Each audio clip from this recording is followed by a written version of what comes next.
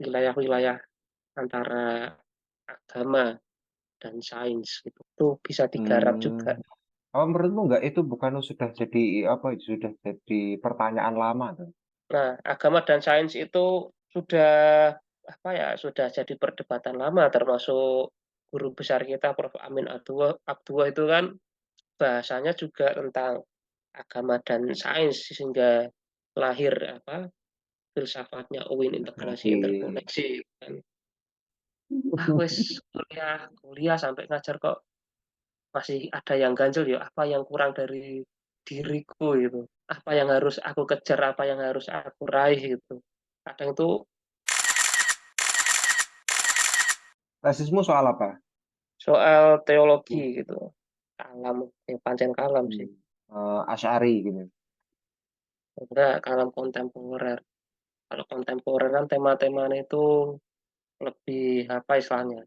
Lebih apa ya, relasi dengan apa ya, kehidupan saat ini itu lebih lebih terasa itu ya.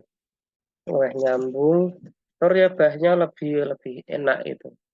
Tokohnya siapa? Kalau tokoh yang tak pakai itu Asgore Ali Engineer. Nah, itu tak perbandingkan dengan Hmm. Mbah Nun ya. Mbah Nun. Nah, temanya teologi Oh, pembebasan. Itu kan teologi pembebasan itu kan apa ya, kental dengan Marxisme juga gitu toh. Tapi Marxisme yang sudah iya. berpeci istilahnya itu teologi pembebasan gitu. Hmm. Marxisme yang sudah diislamkan gitu. Itu pembahasan teologi pembebasan ranahnya di situ. Rencana mengajukan doktoral gak? Insya Allah tahun depan, nah, gue mohon mohon doane lah ya, supaya besok bisa lancar untuk kuliah S3, terutama dengan beasiswa. Karena nek pakai modal dewe, wah iki abot. Berat kalau modal Hmm, sendiri iyalah. S3 itu. Iya. Dan semoga ada beasiswa untuk bisa lanjut kuliah hingga ke tahap doktoral itu. Dan ketemu orang-orang Tapi baru emang lagi. belum ada tawaran, Bro. Nggak ada apa belangko-belangko untuk beasiswa gitu, untuk saat ini. Kalau tawaran itu yang selalu apa ya, ada tiap tahun itu LPDP. Nah, itu tiap tahun pasti ada. Nah, itu saingannya lumayan cukup ketat. Terus ada beasiswa dari luar juga semacam Fulbright gitu loh. Terus yang dari Turki itu ada Turkiye Bushulare itu beasiswa full penuh dari Turki gitu. Nah, ini juga mau tak incer yang mana ini saya juga bingung. Sama-sama bagus gitu tuh. Tapi nggak tahu lah wong Iya. alam besok yang mana gitu. Yes, diincer kabeh engko nek entuk salah sijine nantol lah. Kalau Hmm. apa ngajuk S3 berarti judulnya tetap mana ya? Hmm. Tetap sejalur ya dengan Sejalur, teologi. kalau untuk menunjang karir akademik ya harus sejalur. Nah, kalau linearnya tuh ya harus bahas tentang kalam juga. Tapi nggak harus sesaklek ilmu kalam ya. Itu nanti ranahnya itu kan ke Islamic Studies. Kalau Islamic Studies itu payungnya lebih besar itu. Islamic Studies kajiannya kan luas sekali. Kalau sudah nyangkut ke kalam, Iya. wah ini mempersempit kajian. Dan nggak tahu ya besok apakah akan bahas tentang ilmu kalam lagi apa cari tema yang lain gitu. Kalau tema-tema yang lain tuh isu besar sekarang itu ya antara Islam versus Sains itu. Islam dan Sains itu tema yang menarik, apalagi sekarang itu lagi booming gitu kan teori-teori kuantum itu. Terus apakah ada impact terhadap dalam kajian teologi Islam itu?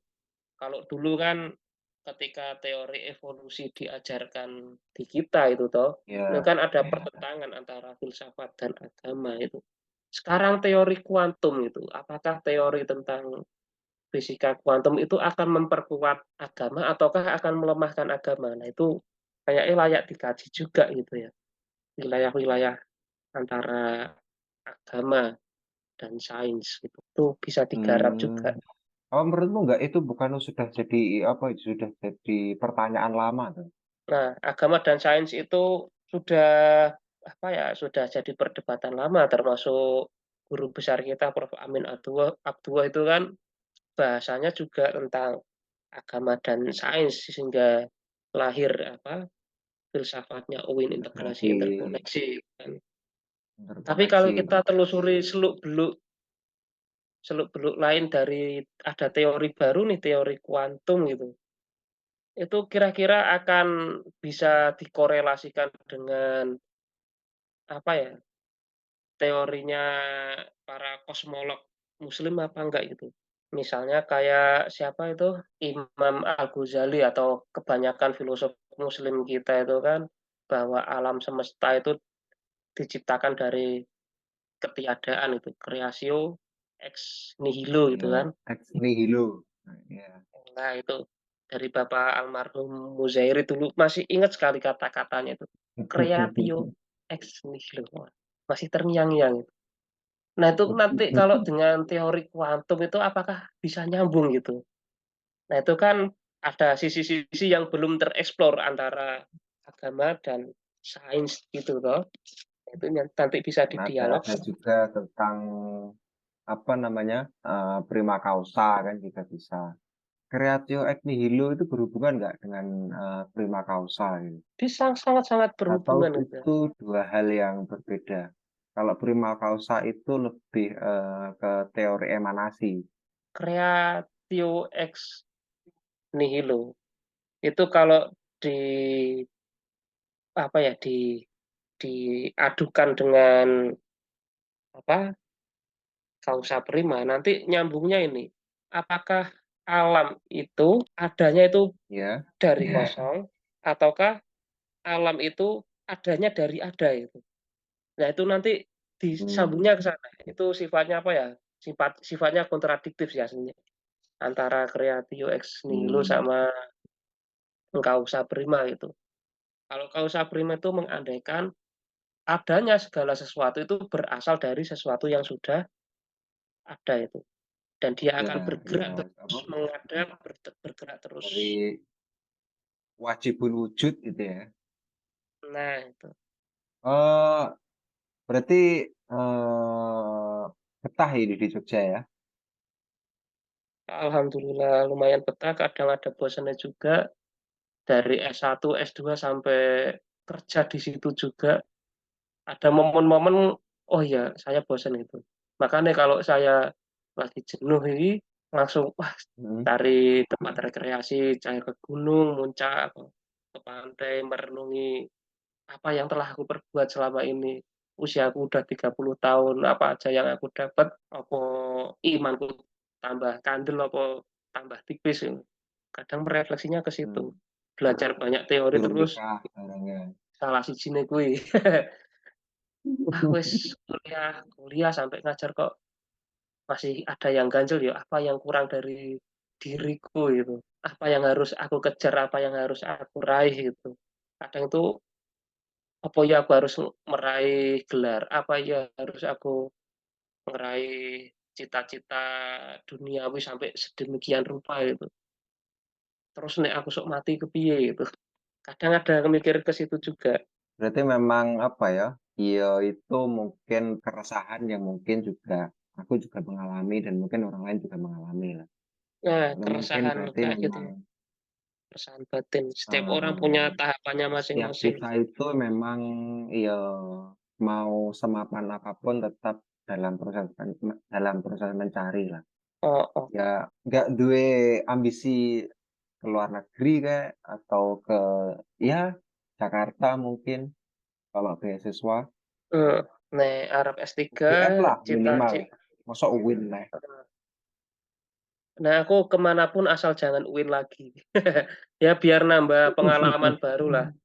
Nanti keilmuan yang tak Mmm, ambil itu ya nggak ngembang, nggak ada hasanah keilmuan baru. Karena dosennya ya itu-itu aja gitu, tahu-tahu. Jadi udah tahu ya, karakternya, tiap hari satu kantor, guyon gitu. Jadi nggak apa ya, hal yang barunya nggak didapat itu. Suasananya maksudnya. Kalau keilmuan, saya yakin keilmuan filsafat di mana pun itu pasti pasti sama gitu ya. Tapi suasana barunya itu yang nggak akan didapat kalau saya hanya kuliah di UIN saja itu. Gini Bung, sekarang ini kan zaman digital. iya, Bahkan kalau oke, heeh, kamu nggak kuliah, kamu bisa mendapatkan pengetahuan setara dengan orang kuliahan. Sekarang sudah ada buku-buku digital. Carilah buku yang baik resmi di Gstore, di apa, Emerald, Iya, atau yang agak ilegal sedikit tapi bukunya ya berjiput jutaan. Gutenberg lah. Itu kan. Itu sangat banyak buku-buku tentang apapun termasuk buku filsafat gitu. Dan Anda nggak perlu kuliah di Harvard, nggak perlu kuliah di mana, Oxford gitu. Itu bacaannya sama gitu. Yang membedakan adalah suasananya. Anda di sana ketemu profesor baru dengan apa ya, landasan kehidupan yang berbeda gitu toh. Dan itu yang akan apa ya, membuat kita lebih berwarna gitu. Gini, Le, apa, ini sharing pengalaman aja ya. Ya kemarin aku baca sebuah artikel di bahasa Inggris, nggak tahu di mana ya, lupa.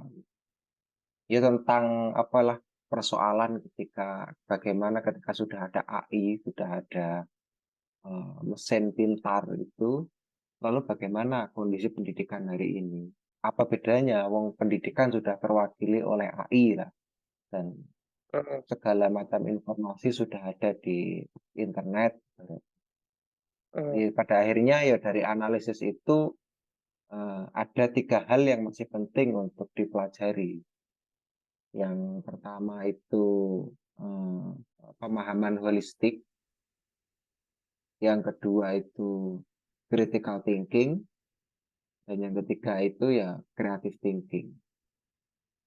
Oke, mungkin segala hal yang ada di internet itu sifatnya lebih informasi. Informasi itu ya mungkin tarafnya itu kalau dari apa penjenjangannya Plato itu masih taraf peristiwa lah, belum ke taraf ide. Nah, untuk sampai ke taraf ide itu ya maka orang harus memainkan tiga hal itu tadi menurutku. Ya, holistik, critical thinking, creativity.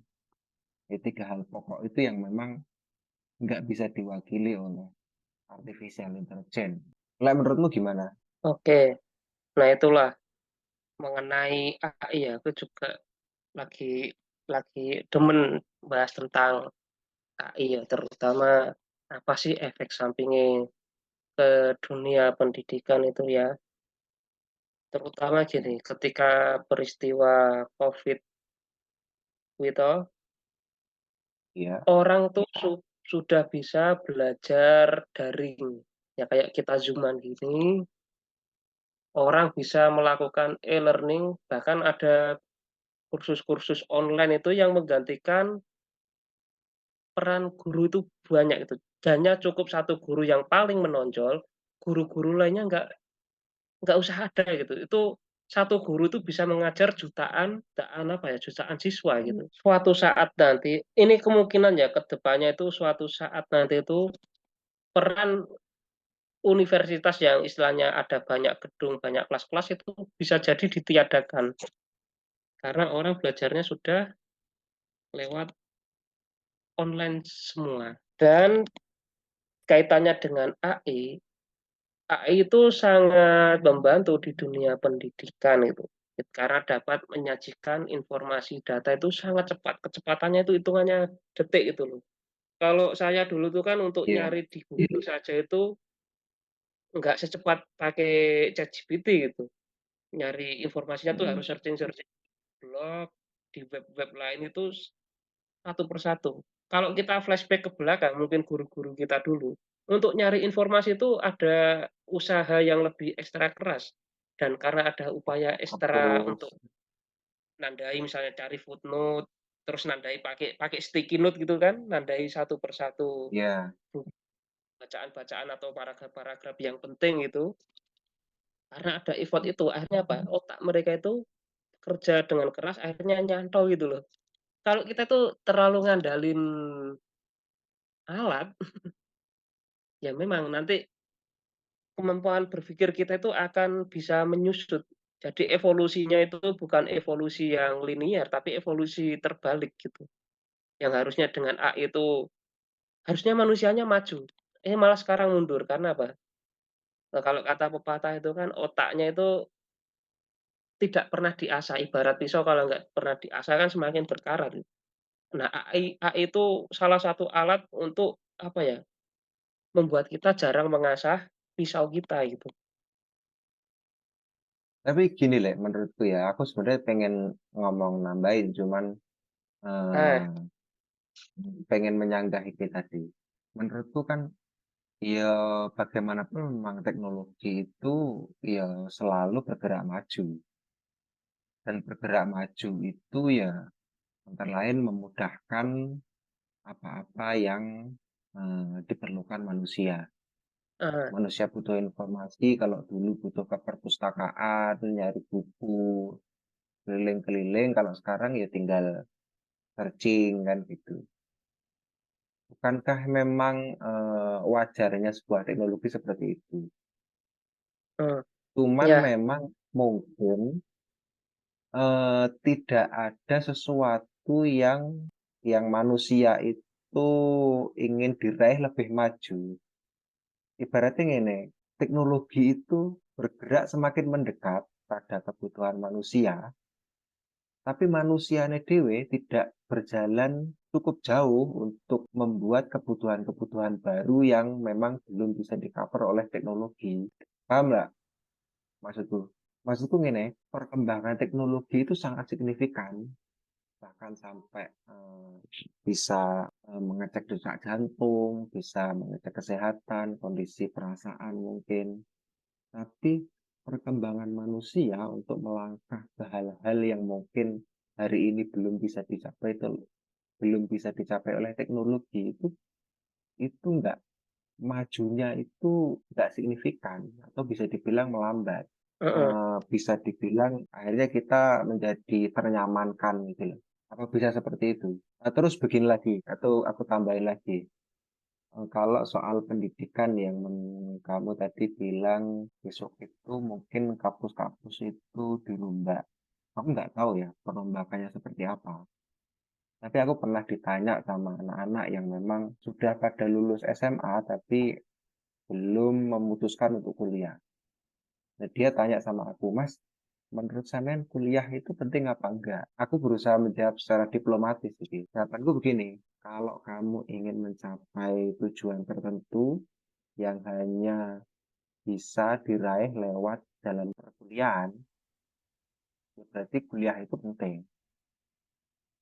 Tapi kalau untuk kamu ingin menambah wawasan, hari ini itu di internet sudah banyak wawasan. Bahwa dulu kita belajar filsafat di UIN, hari ini ngaji filsafat itu udah beratus-ratus episode di YouTube kan.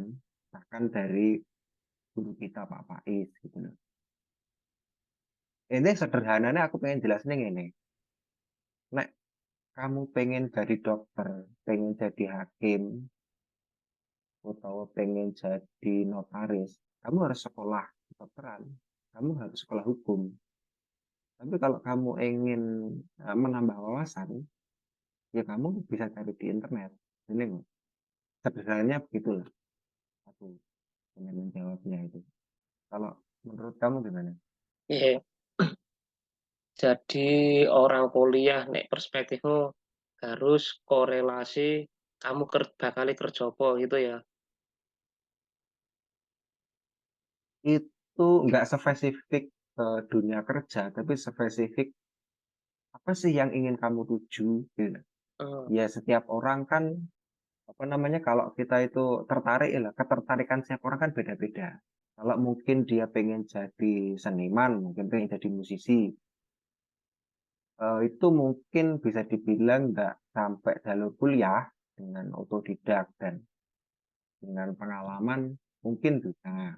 Tapi kalau untuk jadi dosen apa, untuk jadi eh, dokter, untuk jadi apa jenenge hakim, itu kan harus jelas kualifikasinya bahwa dia sarjana hukum, bahwa dia sarjana kedokteran. Maksudku begitu. oke. Kalau menurutku ya kuliah ki penting apa ora? Ya penting gak penting. Sing penting iki golek ilmune, yang penting tuh golek golek ilmune dan cari ilmu itu bisa di mana pun, termasuk sing mbok sebutke tadi itu ya, golek ilmu iki iso Mhm. lewat internet, iso lewat melok-melok kajian, misalnya, ada kajian di masjid A, masjid B, ikut saja itu sudah sama kayak orang, Iya, apa ya, proses nyari komunitas-komunitas mungkin ya. komunitas. Tapi kenapa kok lebih enak di perkuliahan gitu? Kalau menurutku luwih enak ning kuliah. Ibarat gini, kampus itu kayak mall besar, supermarket. Ada buah, ono wis Iya, ono apa meneh, ono beras, ono jagung, ono iwak laut, ono iwak kali, jadi satu. Kalau sudah terkumpul jadi satu, itu kita, apa ya, datang ke kampus itu tinggal ngambil, "Oh, saya belanja workshop banyak," itu hemat energi, hemat hemat waktu. Beda kalau kita otodidak, "Oh, saya pengen mhm, belajar ilmu ekonomi," otodidak, lewat googling apa itu. Bisa, dan itu prosesnya lama, karena tidak ada guru yang jelasin, tidak tahu peta-peta keilmuannya gimana, itu yang bisa jelasin itu kan dari guru. Sebelum kita mandiri berkecimpung di ilmu ekonomi atau ilmu apapun, kalau sudah ada guru, sudah ada peta, ada road map-nya gitu toh, itu lebih enak dan itu nggak eman-eman waktu kita gitu. ya ada mentor lah ya. Kemungkinan besar untuk tergelincir, salah, misinformasi gitu ya, disinformasi gitu. Misinformasi atau disinformasi itu sangat minim kalau ada gurunya. Kalau kita belajar sendiri, kemudian kemampuan intelektual kita pas-pasan, ya kalau pinter, karena memang ada orang yang pinter otodidak tuh encer banget. Tapi kalau kita yang pas-pasan, EQ-nya nanggung lah, kita kan nanggung toh, diakui, makanya itu Iya, benar, lulusan pertama ketolak itu karena IQ kita nanggung. Kalau nggak ada guru, kita langsung coba diam-diam internet, itu malah kita bisa salah memahami informasi yang ada di internet. Belum lagi adanya hoak, kita belum tahu cara memfilter hoak, gitu. Jadi, ya monggo silahkan cari ilmu di mana pun. Tapi kalau saya lebih enak kalau ada gurunya. Apalagi saya tipe apa iya, ya, berarti karakternya kan auditori gitu ya. Auditori itu ya butuh untuk mendengarkan yang banyak gitu.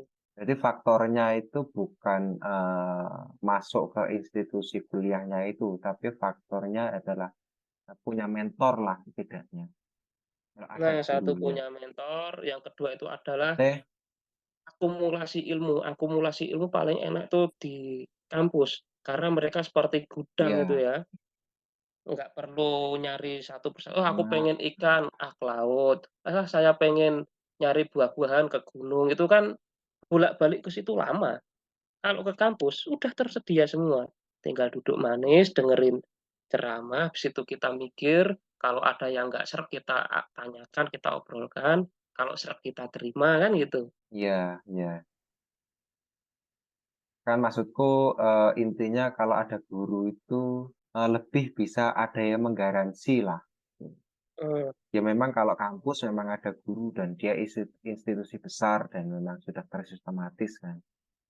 Tapi mhm, enggak, meskipun tidak di kampus, tapi ketika ada guru kan bahwa, ada yang menggaransi lah dari, tahapan-tahapannya gitu. Oke, Lek, sepertinya sudah oke, cukup malam dan cukup lama. Terima kasih. Aku punya, ya pertanyaan terakhir mungkin ini satu fun question atau mungkin ya pertanyaan sing menjengkelkan. Tapi nek gak dijawab gak apa-apa. Apa nikah dhisik apa doktoran dhisik? ora bisik. Oke. Wah, Eee, satu buku sing paling berpengaruh untukmu? buku selain kitab suci ya, buku Dunia Sophie. Nah, kalau Dunia Sophie itu dia meringkas filsafat dengan bahasa bahasa apa ya, bahasa novel yang sangat Ya ngalir sastra gitu. lah. Dialog-dialognya antara Sophia dengan Sophis dengan tokoh-tokoh filosof itu kan, yang Sophie Amundsen dengan siapa, heeh, ya, Voldemort Knack gitu kan. nah itu. Nah itu kan pengantar pengantar termudah untuk menuju ke gerbang filsafat ya. Iya, dan menurutku renungan paling dalam itu ada di bagian akhir Dunia Sophie itu. Ya Mhm, tentang, dhewe iki sapa, jangan-jangan dhewe gak ono, sing ono iki ning kono. emang, Itu itu renungan paling dahsyat itu, di bagian akhir itu. mhm, itu kan problem eksistensial loh. Pengen di Jogja apa pengen di rumah? Pengennya pengennya sih sama Mhm. orang tua di rumah itu ya, karena ya ibuku saiki dhewe kan, mas-masku, mbak-mbakku ya wis berkeluarga semua, malah aku adoh gitu ya.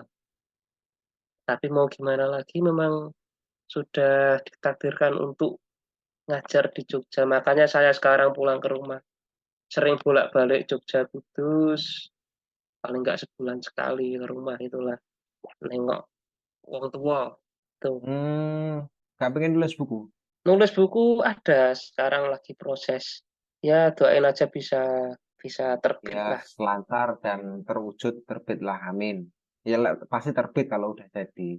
Yang penting itu ditungakne lancar dan dadi. Oke, Amin amin. oke Lek. Terima kasih atas waktunya, disempatke diajak ngobrol ngalor ngidul karo aku sing, trimo pas-pasan ngene iki, yang Ais, nggak lebih esnya dari kamu ya, tapi alhamdulillah sih iso kumpul, iso konco, dan mudah-mudahan kapan-kapan iso bangun komunikasi maneh, obrolan ngene maneh. amin amin. Ngene Ya? Lek, iki perlu tak klarifikasi sik. Wah, iki Mhm. awake iki padha-padha wong gobloke, wis ngono wae. Ora ono luwih Iya, pinter, ora ono sing luwih goblok. Padha-padha wong pekok. Jadi aman, wis, iya, itu ya. dalam proses belajar terus sampai mati pokoknya. Makanya belajar terus. Kenapa kok kita belajar terus? Karena kita goblok. Gitu. Yang penting Dan sadar saya goblok pun sih, keren ini, itu. kalau masku iku S3, wis S3 doktor ngajar di kampus Universitas Muhammadiyah. Nek ketemu tak goblok-gobloke. Itu dalam rangka apa? Dalam rangka kemesraan. Untuk mesra sama maksudnya tak goblok ya. Iki goblok, dosen pekok goblok. Satu mesra, satu untuk ngingetin supaya kowe ora keminter. Nah, wis ngono kuwi. Itulah. Iya, iya, bener. Oke, yo suwun Dek, assalamualaikum. Yuk, kapan-kapan ketemu. Waalaikumsalam. Siap, waalaikumsalam.